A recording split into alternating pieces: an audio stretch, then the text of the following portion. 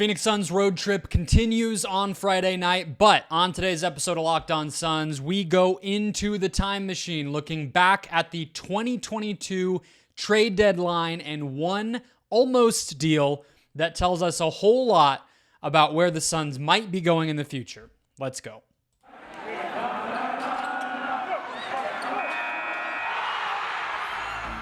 You are Locked On Suns, your daily Phoenix Suns podcast. Part of the Locked On Podcast Network, your team every day.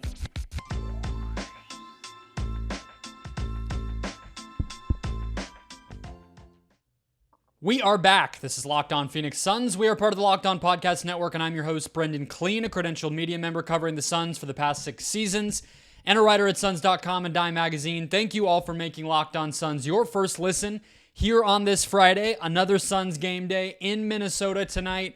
Not previewing that game. We're just hoping for any good news, I think, on game days these days. But it's a good opportunity to go back into that time machine. Wherever you're finding us, hit follow or subscribe if you like what you're hearing to get this show in your feed every single Monday through Friday, whether that's Apple, Spotify, or YouTube. We're here for you every day to get the most content you can about your favorite team. Today's show is brought to you by LinkedIn. LinkedIn Jobs helps you find the qualified candidates you want to talk to faster. So post your job for free at linkedin.com/LockedOnNBA. More from them later in the show, but let's dive right into it. Again, we're rewinding. We're rewinding almost a year to the 2022 NBA trade deadline, and a report, much more than a rumor, pretty substantial reporting, talked about it at the time. I actually have to start with an apology because I don't think this got enough attention, which is why I want to revisit it. But I had the wrong take, all right? And so it has to do with Deandre Ayton, and it has to do with a guy who is going to be a Western Conference All-Star this year who is not Deandre Ayton. You might know where I'm going already. I'm going to read this rumor. The article says rumor, which is why I keep calling it this. So let's just stick with it. It was from Zach Lowe in this one instance. He wrote in he always does like a trade deadline recap show. He always does a big breakdown right before the trade deadline, and he was on this. He called it that the Suns and Indiana Pacers had, quote, brief dialogue about a deal that would include Deandre Ayton and Domantas Sabonis before Sabonis was ultimately traded to the Sacramento Kings. This is from a Bleacher Report article noting that Zach Lowe wrote, talks did not get far and, quote, may have been mostly informal and broadly exploratory, aimed at the future rather than anything now. All right? But I know for a fact, after talking to a Pacers writer, the Pacers host on our network also, Tony East, I know he talked about on his show that this was real, all right? And not that I need Tony East to confirm what Zach Lowe is saying, but Lowe had it sort of after the deadline. I started to hear about it because Gambo was talking about it and Tony was talking about it from their local standpoints in Indiana and here in Phoenix. And the wrong take I had was that this would have been a bad trade, all right? That's just the long and short of it. I feel like I'm wrong about that. And obviously hindsight is 2020. But the reason I said that at the time, I think the facts have changed. And so I think it's reasonable to have had that take at the time, I suppose, and now to feel differently, because the number one problem I had with it was that I felt like the Suns' entire defense was built around Deandre Ayton's versatility, mobility, and size, athleticism, all that stuff, right? Well, this year, the defense has fallen off, right? What we thought was, if you plug Ayton in at center and you have good team defenders around him, maybe, some great ones like Bridges, you're going to have a top 10 defense, right? Under Monty Williams, you kind of just lock that in. That hasn't been the case this year. Not to say that I'm going to judge Ayton so harshly off of a season where he hasn't had great teammates most of the time. At least one major player has been out for the majority of the season, if not more, on every single game night. But effort, execution, all that stuff has really, really waned for him. And so that's part of why I wanted to bring this back up now, But I think it's fair to have said that at the time because the defense was there. He was finishing up the best season of his career, in my opinion. They were winning at an extremely high level. And despite the free agency, which is obviously what Zach Lowe was getting at when he said aimed at the future, we know the Pacers did eventually sign Ayton to an offer sheet. Maybe there was some conversation that would have been targeted at maybe an off-season sign-and-trade. If the Pacers wanted Ayton, the Suns might have gotten Sabonis back then. We know there never ended up being a sign and trade. The Suns matched, and so that all was wiped away. But the other reason I wanted to bring this up, aside from noting that Ayton has been much worse this season, and the parts of his game that you felt like would have set him apart from a player like Sabonis have gone away, I also think that there's a pretty obvious lesson to be learned about James Jones in all of this, and we're only about 3.5 weeks now from the trade deadline this year. I don't know if there will be a massive trade that would have been at the size of this Ayton-Sabonis thing. I don't know what the Suns will do. But what this tells me is all of you, maybe even me, but a lot of fans who are frustrated with Jones not prioritizing offense enough, shot creation enough. Well, what does it tell you that things got far enough? Now, I understand that you probably assume this leaked from the Pacers side, right? The Suns don't tend to make a habit out of telling reporters what they're up to. But either way, we don't hear a lot about the Suns. This got to a far enough point that Zach Lowe heard about it and had it concretely enough to report it. Tony East, Gambo on the local scale had it as well. Tells me it was serious. And if it's serious, that tells me, well, maybe we should back off the accusations about not prioritizing offense and shot creation enough, right? Because that's about as polar opposite as you can get with a trade, right? I mean, sure, I guess you could go from Rudy Gobert to Nikola Vucevic or something. But for all intents and purposes, Ayton is, most of his value, I would say, comes on the defensive end, at least with this construction of how the Suns play and how their roster is built. And Sabonis' value is almost entirely on offense. Now, even Sabonis, look, we'll talk about it a little more in the next segment. He's not a pushover. The Suns aren't getting him now, by the way. He's having an all-star season, so it's a little bit of a moot point. But you would have been going from defense first to offense first. That's what this trade would have been. That's where James Jones' head was at when he was exploring it. Even if it was something that they pegged for the summer, and maybe you could throw this into the Kevin Durant bowl and say Jones should have pushed harder. The point is, he saw the writing on the wall that Ayton's fit here might not be perfect. He obviously saw the writing on the wall with free agency. And rather than find somebody who would have been a Bismack Biyombo, placeholder type of starting center, or move, maybe there were other discussions, but this seemed to be priority number one, and he could have gone and said, hey, let's talk about finding a guard instead, right? And JaVale McGee could have been the starter if we're recreating this whole universe. But instead, he said, I want one of the best offensive centers in the entire NBA. That's what I want at center on this team. That should tell us a whole heck of a lot about the confidence that Jones has in this offense. There's plenty to criticize him about when it comes to what he has and hasn't gotten done.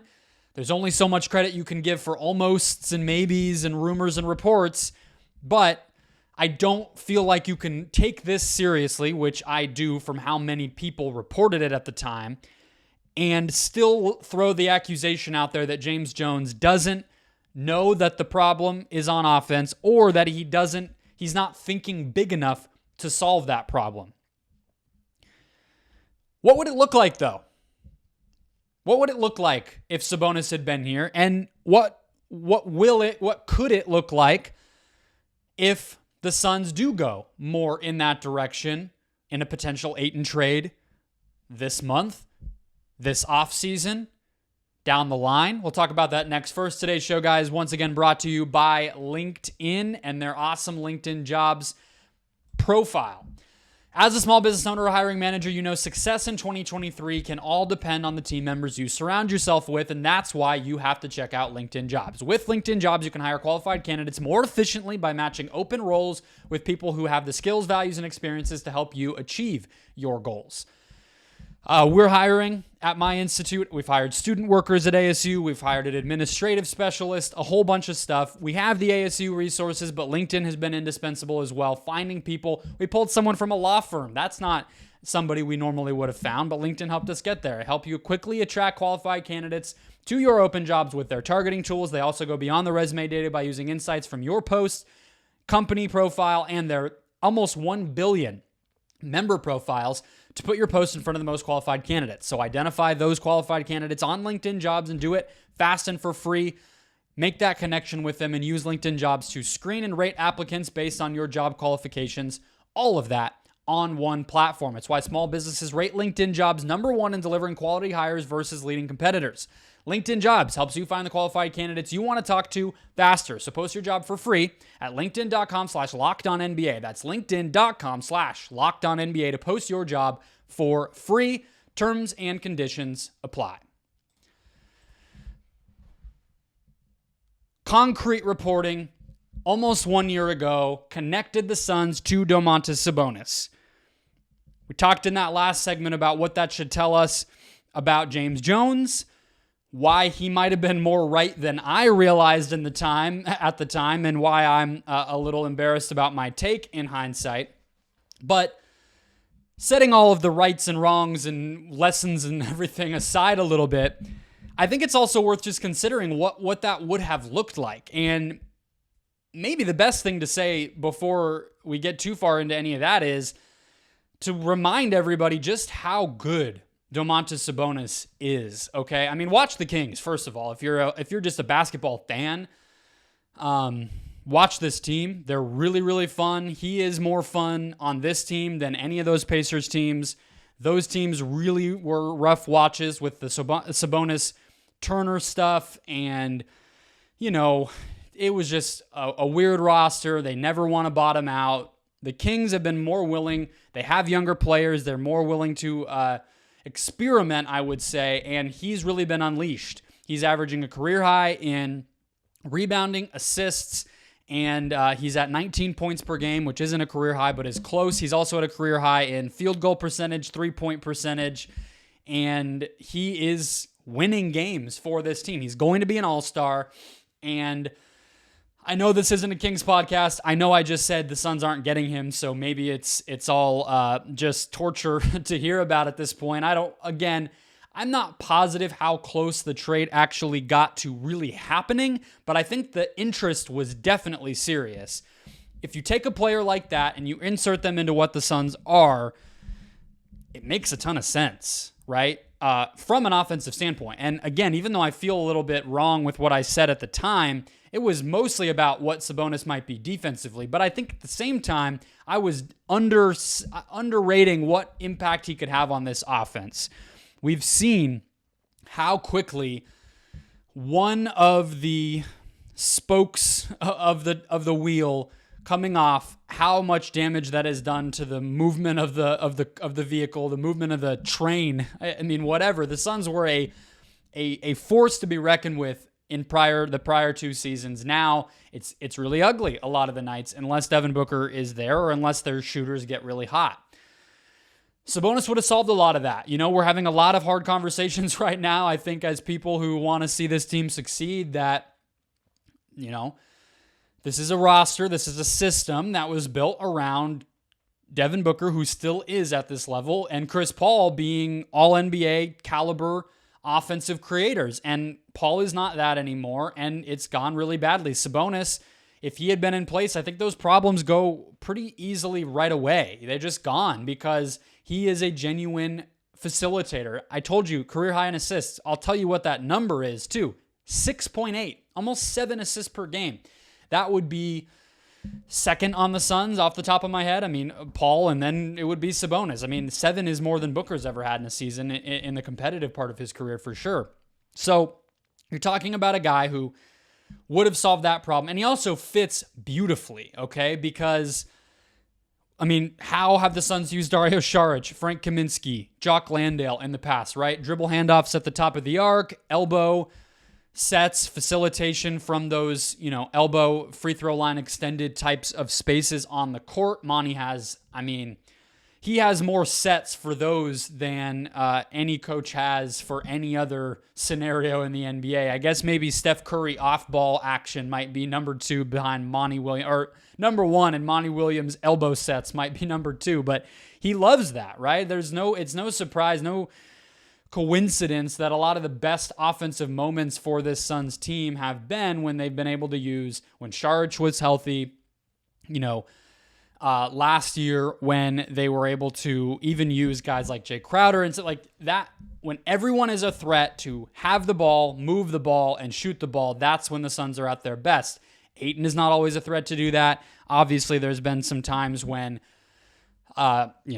with injuries, a lot of the players this year haven't been able to do that. But you put Sabonis there, the Suns' offense has not been too shabby at all in the past few seasons. They are right now the number 13 offense, even despite some of their recent, they've been 30th on offense the past 2 weeks, but even that only brought them down to 13th. So even when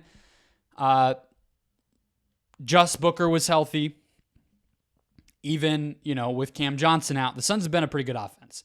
But you take that and you put Sabonis in there, you genuinely might be talking about the best offense in the entire NBA. Sacramento is 4th, and I think they do a lot of really smart stuff. I don't mean any disparagement to any of their players, but they are starting, nobody who consistently makes all NBA teams. They have a rookie in their starting lineup, right? They don't have a consistent 2 guard who's always, it's not always the same player. It's not always a reliable thing. And they're 4th on offense in the league. And a lot of that is Sabonis. A lot of that is De'Aaron Fox. I don't want to take anything away from him, but you have an aging Harrison Barnes in there. Like, I'm not, it sounds like I'm just picking nits and putting holes in this team. Maybe I am a little bit, but the point is, it's not as if it's the 16-17 Warriors and they're still able to be an elite offensive team with Sabonis being basically their point guard. So you throw that in to what the Suns already are, and you're talking about probably the best offense in the league. Or, in the mix, okay? And so what does that tell us? I think it's reasonable to say that it shows a deeper understanding of this team and its problems than we give James Jones credit for having, all right? That's really the bottom line of bottom lines that I'm trying to get at. We watch this team. We watch how they have handled off seasons and trade deadlines in the past, and we see them move. They don't make a move for Eric Gordon. Maybe they don't push hard enough on Kevin Durant. They don't really have a backup plan after Kevin Durant. I don't know. I'm not saying they should have gone out and gotten Donovan Mitchell or whatever, but they didn't even add, a secondary piece, and you look at all that and you could easily say James Jones isn't doing enough. He doesn't know how to fix this team. He's not getting the job done. Execution, of course he hasn't. This team's in a bad spot.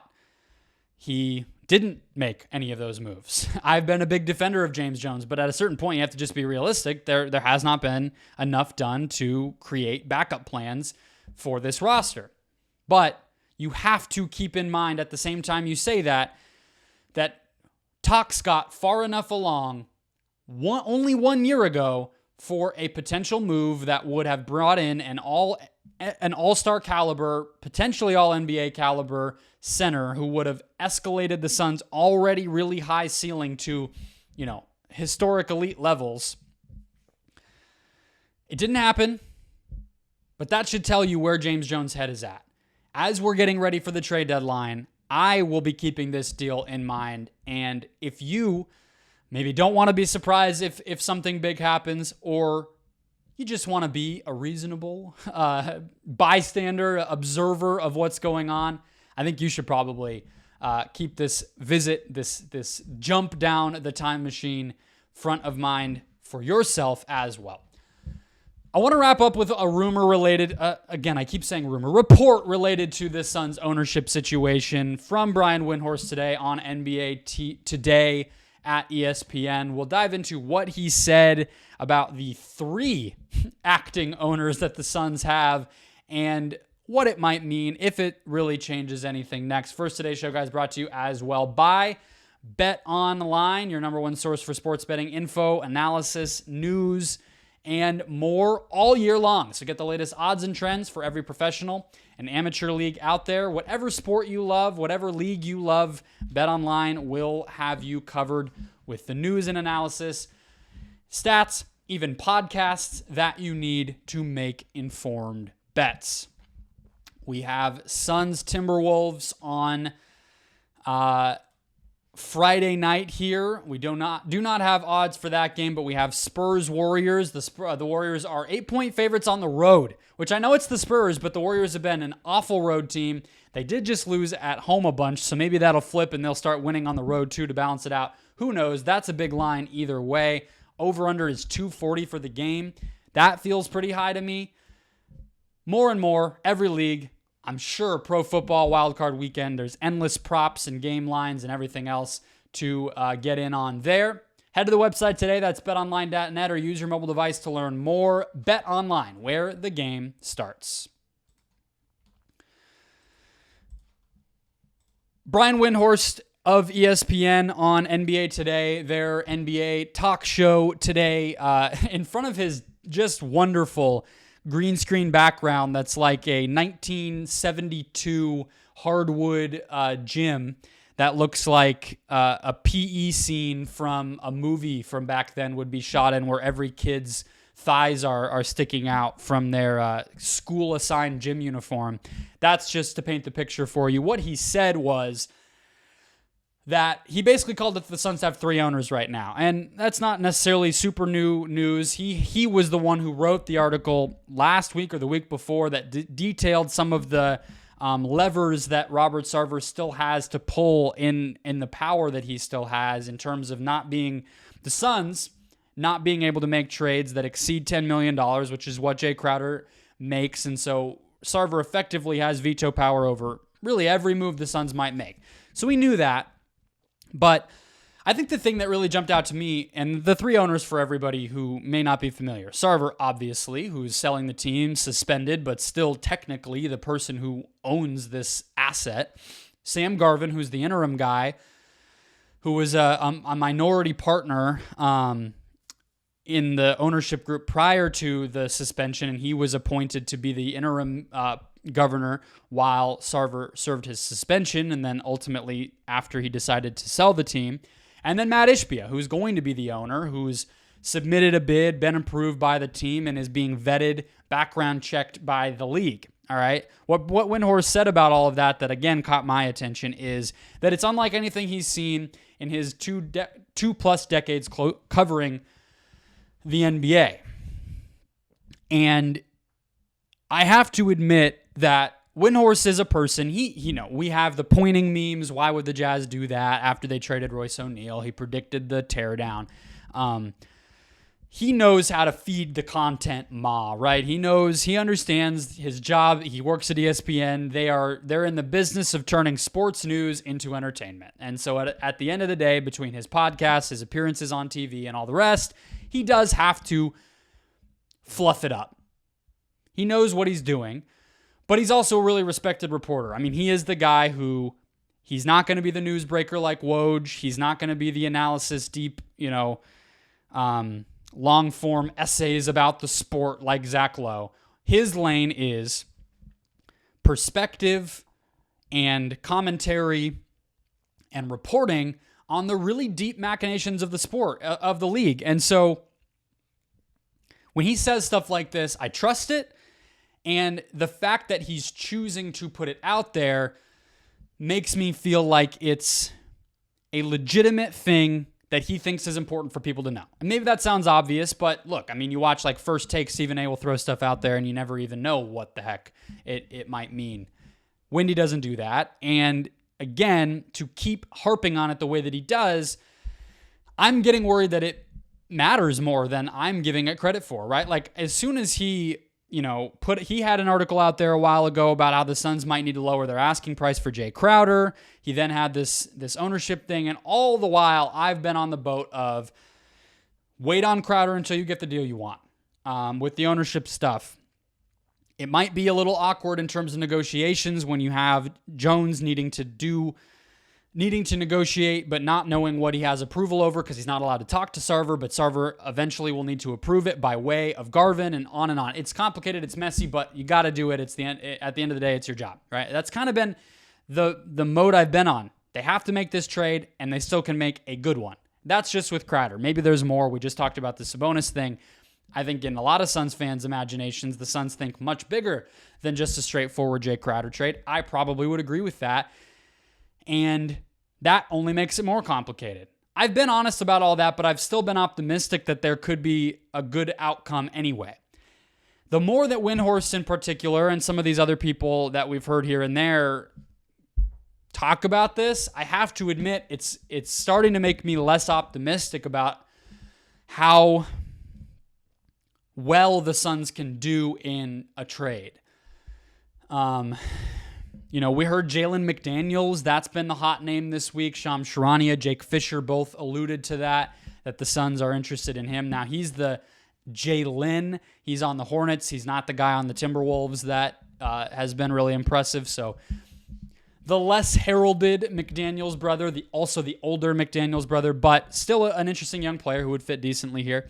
And maybe that's the ultimate outcome of this because that would need to be a 3-team trade. The Hornets have no reason to get Crowder. Most importantly, though, McDaniels doesn't make a lot of money. He's still on a rookie contract. And so maybe that's the end result here is in order to not have to worry so much about Sarver, the Suns find a way to make a trade that cuts the salary rather than increasing the salary. And maybe that's it. Maybe that's all that they're able to do. Maybe our dreams of a Sabonis caliber trade, again, not him, he's not going anywhere, but you throw out a Siakam, you throw out whoever, OG Anunoby, those are both Raptors. Whatever your favorite Suns trade is, maybe that's not real. Maybe that's just not reasonable. And maybe that is where we need to reevaluate things as we talk about this team. It's not so much about can they make a Crowder trade or not. I just still feel like it would be such an embarrassment for them to not get something done there. But maybe big trade gets put on the back burner for the summer. Crowder trade is something that cuts salary. And maybe it is a McDaniels. Maybe it is a, Jared Vanderbilt. Some of these guys that are good, very interesting players who eventually will make a lot of money, but they're young, they're cheap, and that's where they go. That's still not an easy trade to make because Jalen McDaniels is still a coveted player. Jared Vanderbilt, Lord knows, is a very coveted player. The Jazz want probably like multiple first-round picks for him. And that's still not a given. But maybe that's still, nevertheless, where this is headed. And I do have to admit, I'm starting to peel back from my just blind optimism. It's going to work out, yada, yada, to be honest. But more reporting to come. 3.5 weeks to go. The trade deadline is fast approaching. I know the first trade is going to happen sometime soon. By the time we talk next, Brandon and I will be recording on Sunday. That day will be January 15th, which is when a lot of these wheels will start to be greased. If Ayton does come up in a conversation, if some of these other extension players, everyone in the NBA will be trade eligible at that point, and a lot more can start to happen, can be talked about, and we'll know more. In the meantime, hit subscribe, hit follow, make Locked On Suns your first listen every single day, just like you did today. And before we talk next, go make Locked On Sports Today your second listen to get caught up on everything going on around the whole world of sports. That show available on all podcast platforms. Check it out. And I will talk to you all on Monday.